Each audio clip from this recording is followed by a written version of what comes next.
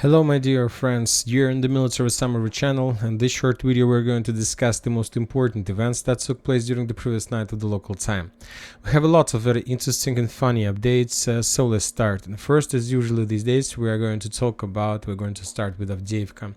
The Russians continue their offensive operation on the northern flank in the central part of the city, of the stronghold, and according to the Russian resources, as a result of offensive operation, the Russians managed to cross the railways and to enter the residential area that located below the chemical plant and a little bit to the northwest of the central part. So they entered this territory, and currently the Russians are trying to dig in deeper to clear the territory and to continue further offensive operation in direction of the industrial ave. According to information we have from the Russian sources, the Russians have already established at least sniper control over the industrial ave. It's very difficult to understand, to range what is more important, mortar control, sniper control, but anyway, some certain type of control is always good when talking about offensive operation. So once again, according to the Russians, they have already established sniper control over industrial ave, which means that operational encirclement is about to start or something like this. We got also the video of Ukrainian counter-offensive operation in the southern part of the village of Avdiivka. On this video we can see another Ukrainian tank who entered Saborne and Sportivne and the Chernyshevskovo streets, and that tank was attacking the Ukrainian positions in this area with a very short and close distance. We see that the Russians didn't have any possibilities to counterattack. The Russians probably don't have any anti-tank missile or anti-tank equipment in this area. They have just infantry troopers who are trying to dig in deeper in the buildings and houses in the southern part. And after the tank finished its job, he returned back, but the Russians are saying that they tracked the tank path, and they discovered the tank, let's say, base, and after the tank parked, this area was destroyed with the Russian Krasnopol artillery strike. So anyway, during the previous few days we got two videos from the same area of Ukrainian counterattack, so obviously we need to change the color of map. We're not saying that these territories under Ukrainian control, but as I understand, based on the geolocations we have, very likely that this part of Avdiivka, this southern part of Chernyshevskovo street, is in the gray zone. So we will adjust the map before the next video. And once again, the Ukrainian tank was destroyed in the central part. To be more precise, the Ukrainian tank was destroyed here, let's say in the intersection of the main, let's say, support lines. Furthermore, the Russian sources published the video of night Avdiivka. This video was made during the previous night of the local time. On this scenes we see how the Russians were trying to bomb and attack Avdiivka, were trying to attack this area with lightning shells and so on. Other Western pro-Ukrainian and pro-neutral mappers have updated their maps also in the southern part of Avdiivka, in the vicinity of the former air defense base, showing the progress in direction of Hill 218. So now more and more sources confirms this progress of the Russian forces, yet we haven't received even a single geolocated video confirmation of that. But anyway, the situation, if it's true, the situation for the Ukrainians in the former air defense base is getting worse and worse. The Ukrainians published a series of FPV drone strikes against the Russian positions around Avdiivka. They published the video of damaged and destroyed Russian armored vehicle, personnel carriers, tanks, artillery systems that the Russians are sending with endless waves in the central part of Avdiivka.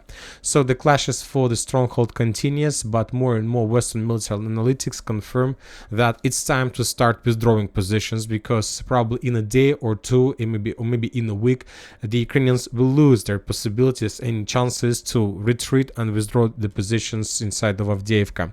So another important things I would like to discuss with you about Russia and the military special operation. These two icons, the Russians complete the creation of another batch of T-90 tanks, not T-90s but the Terminator, armored vehicle Terminator, that was made on the base of T-90. This is a very powerful and strong weapon from the Russian side, probably one of the best armored vehicles, and the Russians managed to upgrade this type of weapon and another batch arrived on this territory, the special military operation, and probably we're soon gonna see this in combat.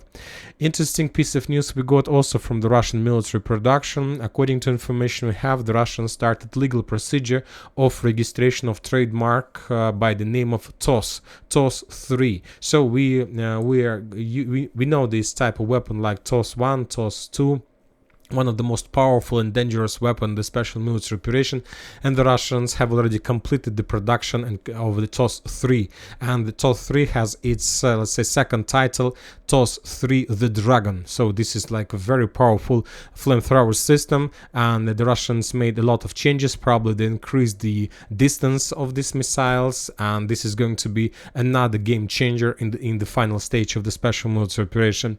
Now we're moving to Nevelske. We have a lot of interesting updates from this territory as well. The Russian sources published another video of another attack on the Ukrainian positions in the fields between Russian forces, between Donetsk and Nevelske itself. On this video we can see Russian tank pair that was moving in direction of the Ukrainian positions, and when they arrived at the attack point, they start bombing and attacking the Ukrainian forces inside of this small square. After they were out of ammo, they withdraw positions and return back to the base. And this is very important because if we increase the numbers of days since the beginning of months, we're gonna see the Russian activity on this territory. The Russians were attacking to the north. This is the second geolocated attack of the Russian forces in direction of this stronghold. So if we now, based on these updates, we can make a conclusion that currently the Russians are trying to establish control over this territory, and obviously very soon they will start another, let's say, ground operation with the purpose to capture this territory. After this, the Russians will be able to get even closer, much closer to Nevelske itself, and this is very important progress for the Russian forces. And now we are moving probably to the most important and the most interesting updates of the morning of 7th of February of the local time to Marinka direction. We have significant number of dates from Novomykhailivka itself. According to information we have, the Russians, as a result of offensive operation, managed to completely establish control over the eastern and southeastern part of Novomykhailivka. According to the Russian resources, the Russian sources, by the morning of the 7th of February, the Russians controls something like this. And furthermore, we start receiving first videos from this territory. For example, on this video we can see the work of 79th Air Mobile Brigade of Ukrainian forces. They were dropping grenades with FPV drones against the Russian infantry personnel carrier somewhere in Novomykhailivka. The video wasn't geolocated correctly, but the author claims that this video was made inside of the eastern part of the village. And we have the video of establishing of the Russian flag on the eastern outskirts of the village. So the first flag appeared on the territory of Novomykhailivka. Obviously the Russians will continue offensive operation. Everything goes very smoothly according to the information we received. So obviously Novomykhailivka will not be able to stand for a very long time against the Russian pressure. Furthermore, the Russians published few geolocations, few videos of how they were bombing and attacking Ukrainian artillery and mortar positions in the vicinity of Paraskovievka. So the days of Novomykhailivka obviously are numbered. Also, we see the increase of activity, of Russian activity in the vicinity of Pobieda. This is very important direction. As you can see, the Russians during the previous day were bombing the stronghold a little bit to the north of Pobieda. Today we got the video of how the Russians were bombing and destroyed Ukrainian armored vehicle to the northeast of Pobieda. Another interesting video, and we got the Russian attacks with probably artillery forces, yes, to the southwest of Pobieda.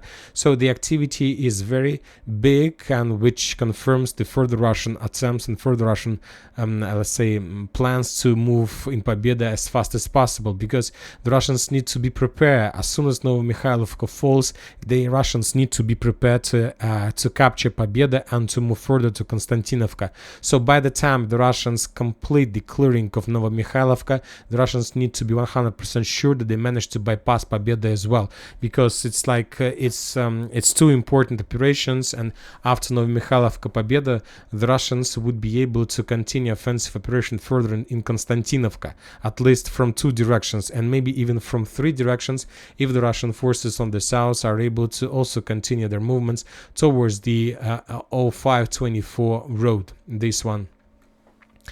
Now we are moving to Bakhmut Artyomovsk direction. We haven't received anything important during the previous night. Few updates were received from Terny direction. The Russian sources, mappers continue updating their maps, showing additional progress of the Russian forces. And now, according to, let's say, unconfirmed, ungeolocated updates, the Russians control something like this on Terny direction. As you can see, additional few square kilometers were captured, were taken by the Russians, and which is also very important, and they're getting closer and closer to Zhiribets River. Also important things, interesting and funny things are coming from Terny. From one side, this is very interesting and funny video, but from the other side, this is very dangerous, let's say dangerous and very tricky plan from the Ukrainian forces. And I believe that this situation the parties will use in 2024. On this video, for example, we can see the established Ukrainian flag, and according to the map, you see that this flag was established on the territory colored by the Russian color. And the thing is, the important thing that the flag was established in the central part of the fields between the buildings and so on. And the flag was established not by the Ukrainian soldiers. The flag was established by the Ukrainian FPV drones. Or FPV drone. And this is new type of tactics that Ukrainians start using on Krynky. So the thing is that if you establish the flag, then from this perspective, it means that this territory is under your control. But we understand that this, at least this field, either in the gray zone or under complete Russian control. Why I'm saying in the gray zone? Because the buildings around the field are under Russian control. But when talking about the physical possibilities, the Russians can't cross the field on their legs and to take off the flag. It's impossible because there are hundreds of drones flying above this territory. And this is like this is new tactics that Ukrainians start using. They start dropping flags in the middle of the fields with the purpose to force the Russians to take the flag off. And as soon as the Russian soldiers start movements along the field, the Ukrainians start attacking them with FPV drones. And obviously this is not the last case when the Ukrainians will use these tactics, and obviously the Russians are going to do the same. So it's like a trap. It's not a flag, it's like a trap. For a mouse. Now we're moving to the entire updates from Ukraine during the previous night and this morning of the local time. The Russians conducted massive missile attack all over the entire Ukraine. A lot of interesting things and updates were received. The explosions took place in Kharkiv. There were very heavy explosions, and we have some first pictures of the results of those strikes. Few buildings were destroyed, few barracks as well. The explosions took place in Dnipro, but we haven't received any photo of those attacks. The explosions took place in Nikolaev, and there was like a fire after another explosion. It was published by the Ukrainian sources, and we have a photo of a very big hole in the ground as a result of Russian attack. So even gas pipeline was damaged, and we see also results of that attack. A lot of waves, a lot of explosions took place in Kiev. There were a few waves of attacks, and we received a lot of videos of destroyed buildings, damaged buildings. The Ukrainians are saying that this is the result of work of Russian missiles. The Russians are saying that this is the work of Ukraine air defense forces who try to establish air defense equipment between the buildings. This is another fire on the building. This is another building that was damaged by either Ukraine air defense or Russian missile. I think air defense, because if it was Russian missile, there would be the half of the building would be reduced to ruins. And this is another video with a very big hole somewhere on the road in the central or western part of Kiev. So very heavy explosions. Also, according to the Ukrainian sources, the explosions took place in Ivano-Frankovsk and Lvov, the western part of Ukraine. Yet we haven't received any video confirmations of those tracks. The important thing that we need to talk about is that the Poland military authorities raised their F-16s, 3 F-16s in the air, and they were flying along the border with the purpose, in case if something goes bad, if missiles for some reason cross the Ukraine border, the main purpose was to shut down those missiles and not to allow any provocations from the Russian side. So I'm not saying that this is the first case, but now we see that currently I remind you there are like military exercises on the territory of Poland, and obviously this is also part of these exercises to control and to know how to fight with Russian missiles if it's necessary. And that's it for the short video, Military Summary channel reminds we condemn any violence in the world. Thank you for watching, subscribe to my channel, put your likes, join my Patreon, and have a good day. Bye bye.